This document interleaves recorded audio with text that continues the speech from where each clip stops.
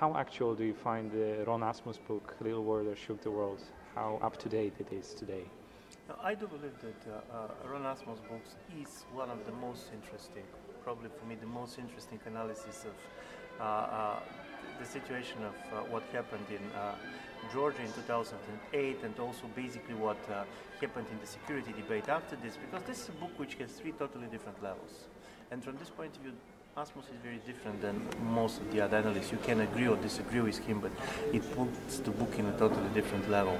First, you have the actual story. And on the actual story, the book has all the advantages of having the insider writing it. But of course, he's the insider who knows very well the inside story on the Georgian side. Basically, Russians didn't grant him permissions for much more interviews, and he decided to stay of what he knows. So from this point of view, it's a very interesting book also to try to see how the Georgian leadership has been perceiving what's happening. The second level is much more interesting because Ron Asmus is a strategic thinker. As a strategic thinker, he was one of the major architects of the strategy of democratic enlargement that had been basically running European but also American view of what's going to happen in Europe after 1989. So he's trying to come and to explain the situation in which it was exactly this vision of democratic enlargement which was blamed by many being the source of insecurity nowadays.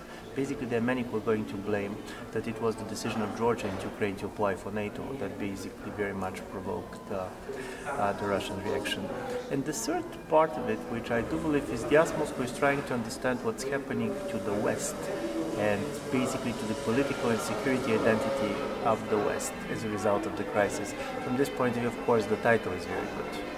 Because strangely enough, of course, financial crisis explains part of it, but you have this war, the first war after the Balkan Wars. You can expect that it's going to have a major impact on the imagination of European security elites, and it turned into a non-event.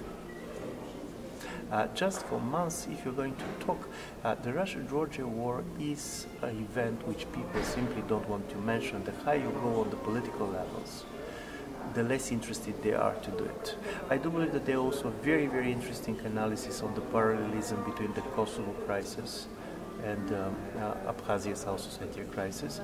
Personally, I do believe that the West made a major mistake trying to insist that there is no kind of parallelism there. Using very much legal arguments, they opened the room for double standard attack coming from the Russian side, while it was quite possible for the West to insist on applying the Kosovo precedent towards Abkhazia, which means international presence, return of the refugees, which in the case of Georgia basically was the majority of the population. And plus, after 10 years of democratization, making the status issues open. So from this point of view, I do believe that the West became also the victim of its symbolic politics in Georgia.